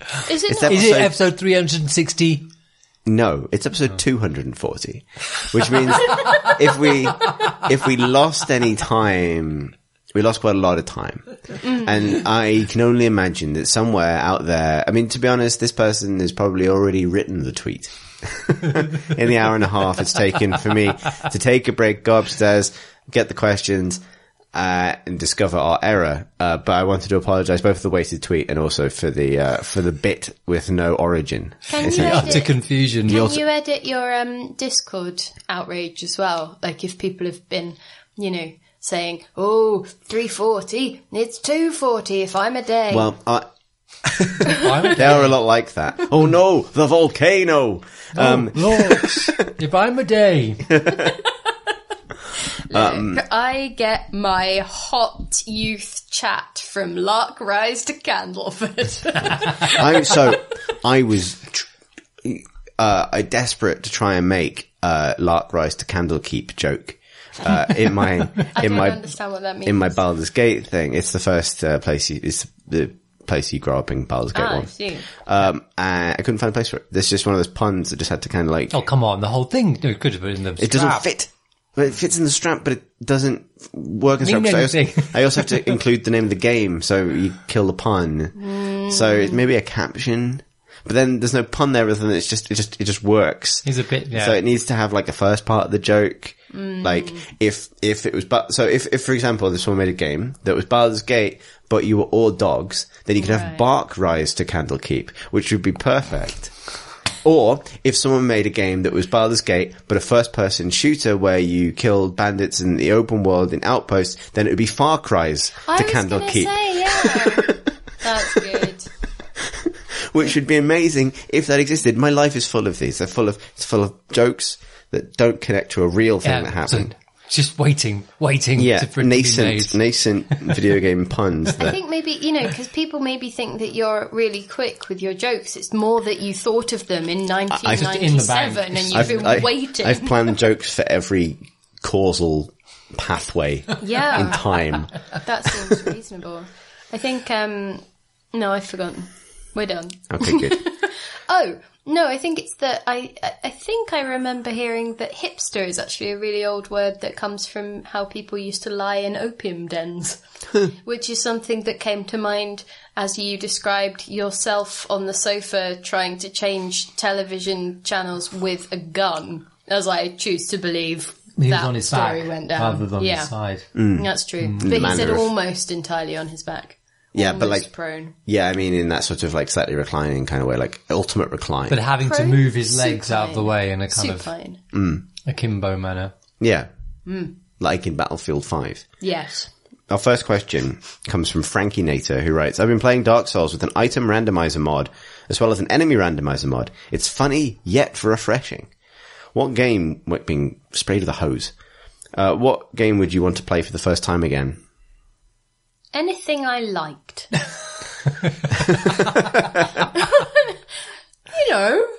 Maybe Subnautica. That would be amazing to play for the first time. I've yet to play it for the first time. You should play it for the first time and again. Weep. I wish I was you right now. Oh. For the first time. Oh. And as soon as you pick up that game, we'll be over. Until you've got, I don't know, nachos or something. And then I'll just be like, wish I had Alex. I think I'd quite like to play Pillars of Eternity 1 for the first time. You can definitely play the second one for the first time. No, I can't. Eventually. It's a funny question because it compels me to think, what are my favourite games, and then I sort of think, well, like one of my favourite games would be UFO Enemy Unknown. But I know that if I played that for the first time now, it wouldn't work. Exactly. I'd bounce right off it. And you'd have to pick, like, I don't know, Breath of the Wild or something. I suppose. I want to play, like, the obvious answer for me is something obvious like Mass Effect or Dragon Age, but that's mostly like, I'd like to be 20 again. Yeah. More than anything else. I don't know. So in some ways, for me, it's like they're the kind of high drama ones, the story games that I just can't really go back to because they don't have the impact they did. Be an obvious choice. Half-Life 2 maybe. The interesting thing is... Life 2. The interesting thing is that the questioner seems to be coming from the point of view of having a game they're super familiar with and thus know what they like about it and are, have presumably a certain level of expertise. And want more. But there's a way to remix it and make it feel fresh again. So it would be like, I think this is what they tried to do with Ocarina of Time when they did that edition that reversed it, like the mirror. The Master Edition. Was it the Master Edition? Yeah, when it was on GameCube, I think. And so I assume that was with a similar kind of, they know that people play it again and again. And so... I played all the way up to the Deku Tree and thought, this is exactly how I remember it. I don't remember anything being backwards really about it at all. Early. That's because you're in the village and like the only thing that will be backwards is the maze. Yes. That's the stupidest thing. Yes. Actually, although, no, that is sensible because it is just the same game, but slightly. And my memory was such that, that it wasn't. And presumably it's not going to suddenly be like, oh, well, if, when you're fighting Dark Link or whatever, it's not like he's going to move differently. That circular arena is still circular. Yeah, you're just going to be, it's not going to be like you move left and he moves right. It's like, what?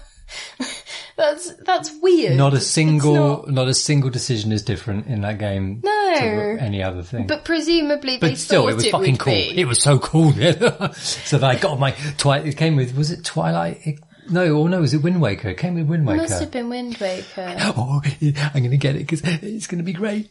And then I didn't play it because I wanted to play Wind Waker. I spent a long time playing Wind Waker. And then I finally, let's try it. And then you're like, oh, well, it's the same experience. I was pleased. But yeah, it wasn't I wanted fresh. to play it on my N64 controller. So I was just like, amateurs. Young people. I was very jaded as a teenager. / 20-year-old. I don't know. We went back to Yoshi's Island, going back on Nintendo. That's the final season of Lost, isn't it? Yeah.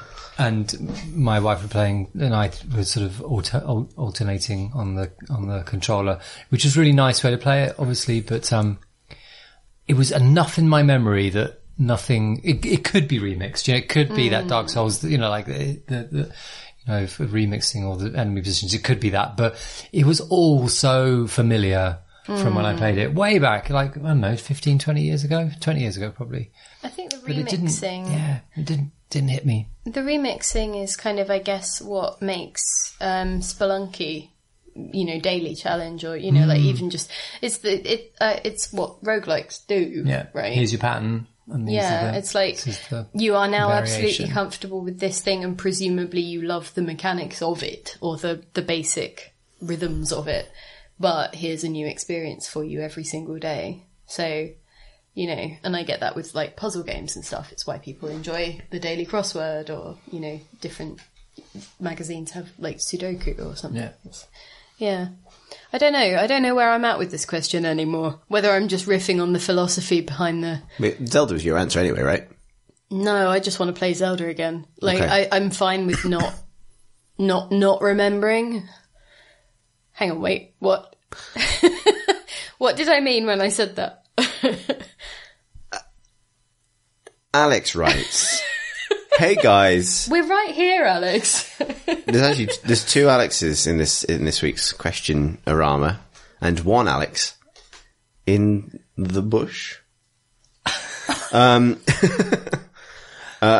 writes... Those are the bush. Because the one in the hand is worth more. So that the two have to be elsewhere. I'm the hand. Alex is in hand. These are the Alexes in the bush. The wild Alexes. A wild Alex appears and writes, hey guys, last week you touched on a subject that is very dear to me. I work in game audio, and the Overwatch team has done some fantastic work in the field using game logic to reinforce player awareness in some very clever ways. Instead of just muffling a sound when it's on the other side of a wall, they actually use the bot pathing system to see how far an enemy is from you. That way, if they're in the room above you, they won't be louder than someone who's just around a corner. Even if the person above you is technically closer, and they are both behind walls, they aren't really a big threat. Pip was totally right to notice this. Way to go, Pip. Way to go, Pip. Thanks. When you go from a game that exhibits this level of polish and focus to one that doesn't, it can feel overwhelming and messy, even if the mechanical gameplay is basically the same. And that's from Alex in California. Thanks, Alex. So it was a nice follow-up on our discussion last week. I wonder if, because I know some of those things, like, they're things that you know when you play the game through experience, but to codify them if you're not used to paying attention to audio, you sometimes need them spelled out to you. And there was a really interesting GDC talk about that audio and sort of how they employ that pathing system and work out distances and try and figure out what you as the player need to know more. And also there's some interesting things. I think that might have been the same talk where they spoke about how everyone's footsteps are different. Like you can tell who someone is by how they're walking. Yeah, Jugrack is like a thump. Clanky thump. Yeah. So that if that has come out from behind the GDC paywall or was never under the GDC vault paywall, it is well worth watching Snap her up. / listening to, because it is very interesting. Grand. Our next question comes from Ilya, who writes, if esports were circus acts, what circus act would each esport be? A little bit of footsie under the table there, Alex. Oh. We all went to the same place with this answer. Yeah. Imagine a clown car full of child millionaires. All honking. It's Half-Life 2. Yeah, that's basically like, there's a certain element of like just the endless parade sort of thing. I feel like I don't really know how I would differentiate between circus acts relative to esports. Well, There's the hoops one. Yeah, so... There's the swingy one. The hoops one? What are you talking about? They're on hoops. Yeah, the hoop swingy one. It's like a trapeze, but hoops. Right, oh, I see, yes. I see. There's a kind of hanging in place one. Basically, it's aerial acrobatics, right? Yeah. Yeah. Elephants. Aerial acrobatics has a sort of... Nowadays, bad zoos. Bad zoos. There's that, there's a Street Fighter element to the trapeze or the swingy hoops, that sort of sense of both flow and lethality and needing to catch the right combo at the right time. But lethality isn't like that. That's not an aim of either of the trapeze duos. No, but there's a sense of danger is what I'm saying. What is the Dota of circus? All of it. The circus is the Dota, because you're juggling knives, you're juggling flaming things, you're trying to tame a prick, there's a million dickheads in a little car and they won't stop coming out. There's a lot of like trapeze, like trying to swing from one roll to the next. There's a tightrope act. There is an announcer as well. There's an announcer. There's a fat controller or whatever. From Thomas the Tank Engine, he's there. The fat controller's there. You're surrounded by people, and you're naked, and that's my dream. What is the Counter-Strike of Circi? It's when they divide the audience in two and try and get one half to shout louder than the others. Who's the best counter-spirit? I was going to say it's like the knife throwing stuff, maybe. Yeah. Oh, yeah. In terms of, Franche. Yeah, or like sword swallowing. Fate, isn't it? Like a garden, like that would be a coconut shy, would be the Counter-Strike. It's even got the right initials. Yes. Coconut shy. Coconut shike. And then there would be like, guess the weight of the cake. Coconut shike. I don't know. What would that be? Guessing which way the enemy's going to, which bomb they're going That would be like, any Dota compendium. Yeah. That would be any guessing game in anything, wouldn't it? Yeah. Yeah. I don't know. I'm not sure there's much similarity between esports and circuses. I don't think there is, actually. I think they're both inherently ridiculous and potentially profitable depending on which century it is. But, I mean, yes. No. I think they're very similar. They travel from town to town They travel from town to town. They have music that is only present at those events and in no other context. And many kinds of EDM. Nico writes, sometimes fast travel is relieving future... What? Sorry, I can't read. It's been 240 episodes and I have to finally say that. Is this beat poetry? No. They write... Sometimes fast travel is a relieving feature that people applaud, and others, it's a crutch that disincentivizes players from engaging with the world. What other mechanics exhibit this kind of duality, and what governs whether a feature or its absence is better for a game? That's a very good question.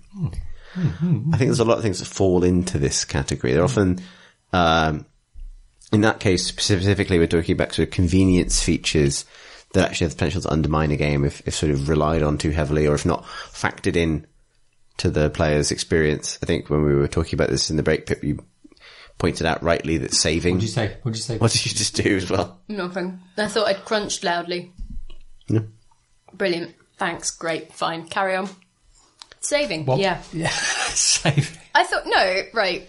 So, most things have the capacity to do this if you implement them wrong. Like, and I'm not trying to shy away from an actual answer to the question by being vague in a sort of gestury, well, isn't this all what it's all about, or whatever kind of idiotic way. It's more just in the sense of anything that you add in to sort of change the player's relationship with a quantity, often if it's like economic in terms of resources or in terms of time, in terms of, like saves or fast travel or whatever.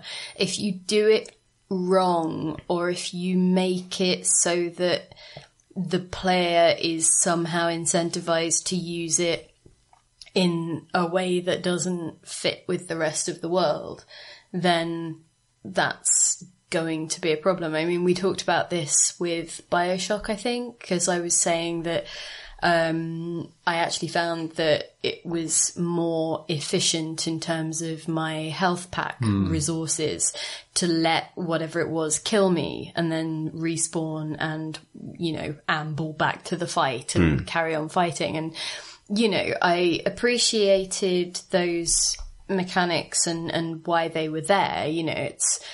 It's useful to have save functions. It's a lot less frustrating to have bosses still be on the same amount of health that you managed to get them down to before you got killed, and thus respawn and be able to finish off the fight rather than starting it anew or having to scout around for ammo and things. So like, if they had rebalanced that element, they would have also had to rebalance a bunch of things relating to the ammo and relating to, all that other stuff. But the way that it was then ended up meaning that there was an optimal way of playing that clearly wasn't good faith in terms of how the game itself was structured.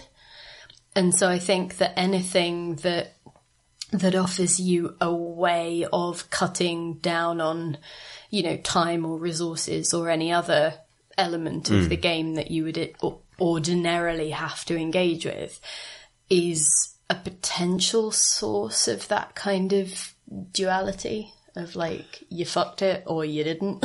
It's interesting. I think it's purist. I agree. But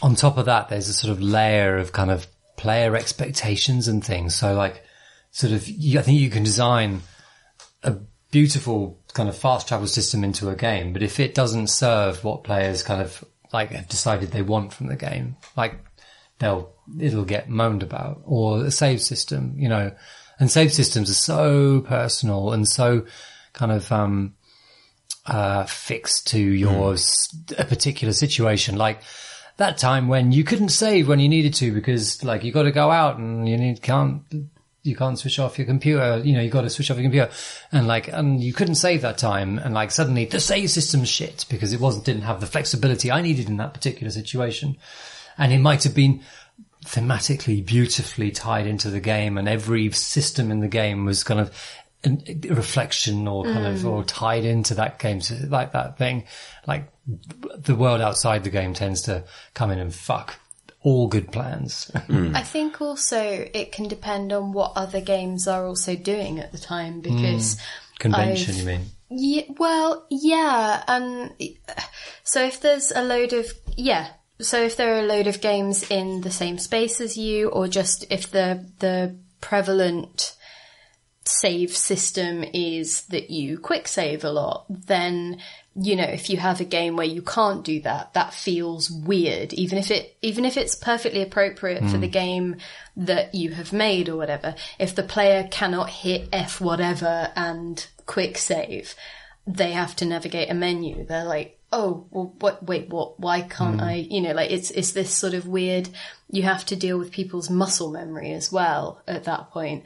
Or like, I actually, did I tell you guys I picked up Beyond Good and Evil, the original one, a little while ago, and started tinkering around with that. And I was absolutely flummoxed by like, how do I even save in this game? And I had to look it up in the end. And it's like, you have to go to those little terminals and insert a disc, and then you there's save kind of elaborate kind of way. animation stuff, isn't there? And it was like, what? Like, and it had felt so not obvious and stuff. And that was interesting because, and I'm mentioning it here because it's an example of the rest of the world has moved on, and that is just not a way that we expect people to intuit how to save a game at this point. And so it's that, and so that's not that game's fault, but it does become a frustrating factor as well. And then there's sort of like the sort of cycles, like the fast travel example is really good for that sort of duality, because it's like, you know, my favorite experiences of playing Assassin's Creed Origins, you know, recently has been just deciding to go there, like on the horse and getting into scrapes on the way. You know, that was the best fun, like when the game kind of opened up. And, you know, and it's like a major feature of how Zelda works as well, obviously, you know, the new Breath of the Wild. Not actually that new anymore, is it? But anyway. But with save is the same issue where you kind of save scum and you feel guilty about yourself, and, you know, you're kind of not sort of playing the game's challenges probably on the terms in which they were designed, you know, and like, it's difficult, isn't it? I think that's my conclusion that I was going towards. Yeah. I think that's the thing, is like you try and build in a system that works as well as it can. I mean, I know that's so vague, but, you know, maybe you try and build in a few redundancies or a best fit kind of option, but short of it knowing exactly what will give you the best experience over and above what you think you'll get as the best experience, you know, like it would require a game to know whether you will have a better time walking to a place, riding a horse to a place, or teleporting to a place. Like it, and there are so many extraneous factors there. And often I think it's that thing of people assume a lot of the time, especially people who are, you know, writing from the point of view of players, that they know what they'll enjoy at a given point in time. And often some of my favourite experiences have come because I've been confounded or surprised or delighted, or, you know, and often that comes from me not knowing what was coming next, and or not being allowed to do what you wanted in the moment. Yeah, exactly. And so it must be so hard to walk that tightrope of, oh God, do I give you what you want? Do I try and give you something I think you'll want? Do I try and build in a few like redundancies so that you sort of meet me halfway? Like what, you know, or that my way of doing things isn't too punishing for you. Like it's a really interesting dialogue. Yeah, tricky one. Next question comes from Ben, who writes, the forthcoming release of No Man's Sky has me pondering whether the terrain manipulator can be used in PvP and what a non-violent PvP game would look like. In a pacifist multiplayer playground, what would you do? Sculpture park, jungle gym, hide and seek, foot race, giant hole? Races. Go to the races. Yeah. Yeah, race buggies. Digital Bird Playground had some really lovely things that you could just, it's a multiplayer game, which I think I played it at GDC at the Mild Rumpus Lounge, and so I just sort of grabbed the controller and some other people were there, and like it's not exactly competitive, but you can make it so because it's just this landscape with things that you can start to engage with. It's got little bikes that you can ride around, and it's got, ring the little bell, and so you find yourself making up arbitrary race distances or something, and like challenging each other to like, oh, how fast can you get to that tree, or I'm gonna get there first, or that kind of more playful thing. Or like there are little nets for like playing impromptu games of football or basketball net, that kind of thing, which I thought was really lovely because it's non-violent, but it's just not just as, but it's like there's a spirit of competition that it allows you to embrace. But obviously I'd build an aquarium. I'm a big fan of, people malign them, but I'm a big fan of little jumping challenges and things, little jumping parks, that kind of thing. You love Guild Wars 2's jumping I like puzzles. Guild Wars 2's jumping puzzles. I like Destiny's little jumping challenges in the social areas. I hated them. I love them. I Do think you I'm quite good at remember jumping. me trying to get across that, like... It's so good. It's so good. Fucking... What was it? The Fleet of Death buses? On Man, that bit. In Destiny Worst. 2. Were you there when we did that once? it Taken King. It was in the Was it Taken King? Yeah. the Oryx raid. That's right. Yep. Yeah. That's Couldn't it. do Yeah. it. Yeah. So good. And So I good. was a warlock. I could jump really bloody high. Hunters have it easiest, and I say this as a hunter. The triple jump makes it a lot easier. But yeah, I just gently flew off the side of one of those awful little Yeah, I floating really like them. platforms. And you would always be at the edge going, you can do it. And I was like, you jerk. Sat there, cycling through all of my many emotes. Like passive aggressively encouraging me. It would just be me and the other hunters that had made it by that point. They had the good grace not to tell me I could do it, because I clearly couldn't. Just watching you floof into the abyss, refusing to trigger the checkpoint that would teleport you forwards. No, it was like, because you guys would kindly not trigger the checkpoint. Oh, yeah. I'm like, no, please, go ahead. Yeah. Good times. Leave me. Good times and a wonderful game. Our final question is actually a grudge. Oh, Comes from Alex. lovely. Hi. Again, no, a bush What are you Alex. angry about? Is this because I he wouldn't writes- share with all the Skittles? And he said you He really writes- wanted to be me and sometimes not always. Grudge for the Grudge book. I find the idea of speedruns very interesting, but almost every speedrunner is bad at presenting them. They always say that something is easy without any indication of if they're being sarcastic, and constantly call games broken. So I don't know how universally true this is, but I quite like the idea, and if they exist, I'd like to be directed towards them, of the speedrunner who's constantly looks like, because I don't know if speedrunners are constantly like disregarding what they're doing is super easy, although I can totally imagine that. But there's certainly a sense of the kind of like practiced calm, or the sort of deep understanding of the game at the level where they go from this is viable to this isn't viable and I need to start again, the kind of like in an instant, because they understand it so well.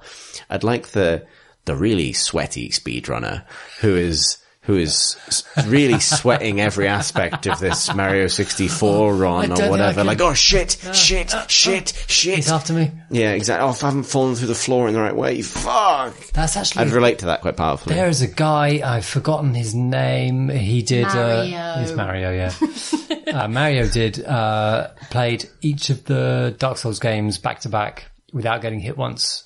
Did I talk about this before? Jeez, no. That's incredible. No, So and this I guy- thought you were going to say something about Mario 64. Now it just sounds like I've picked the name Mario out of the air for no good reason. I'm just, no. He Okay, did. fine. He was just a bit, yeah. No. Okay, fine. But he's Dark properly, Souls. because he's invested like 9, I think the whole run is 9 hours long, which is pretty good considering is he played good. 3 games without getting hit once, you know. How's yours and Tom Senior's Dark Souls run going? That's, do you mean Tom Senior and Marsh's Dark Souls run? Because did you see that buck? For the fences. It's gone. Sorry, Alex, you were saying. He's sweaty, is what I'm saying. Good. And he's kind of like, and he'll sort of wind himself up for certain fights and kind of go, right, here we go. And there are a few points where he's nearly gets clipped, so close.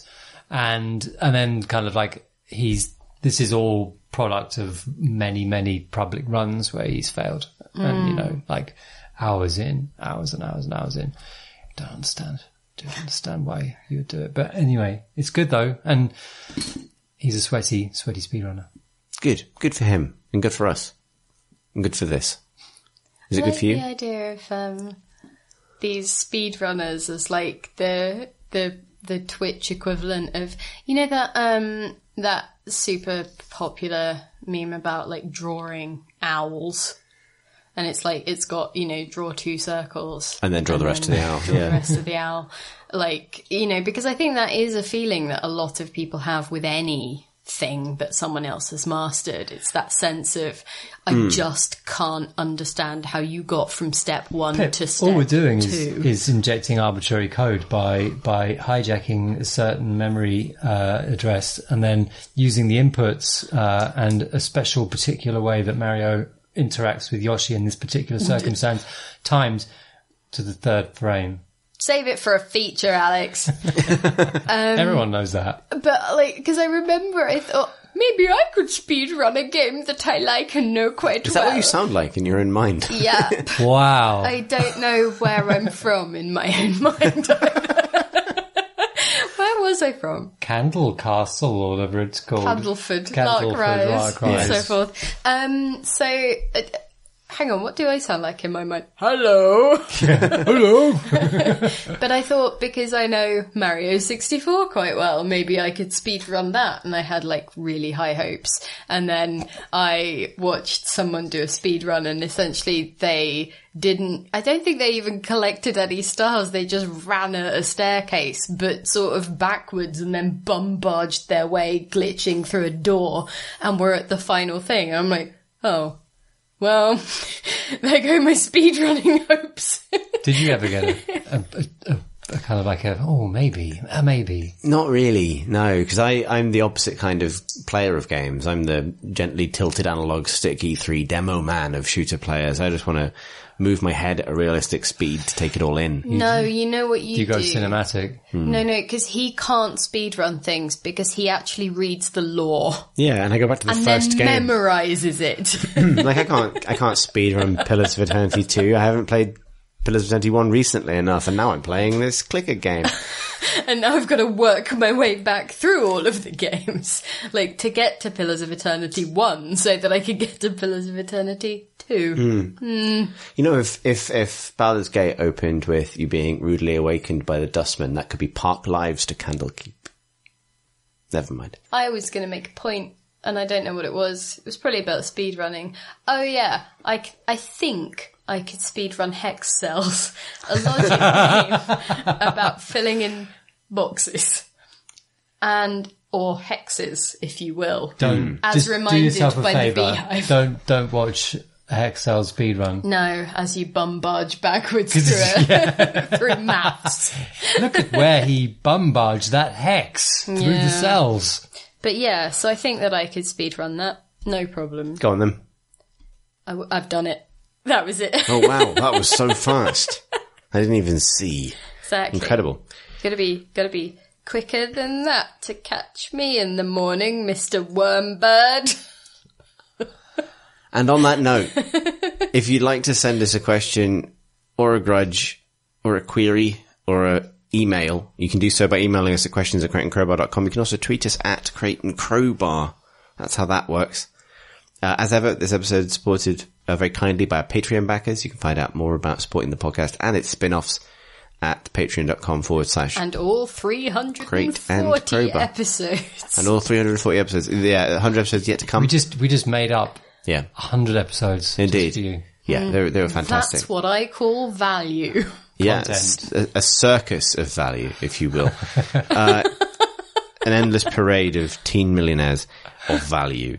If you're interested, me and my sister Rebecca recorded a 2-hour analysis of the movie Solo, a Star Wars story, that went up on YouTube today. It won't go in your podcast feed because I don't want to thrust spoilers in people's face without noticing. But if you like the analysis we recorded for The Last Jedi, you might like it. There you go. That's your Star Wars. A handy thing.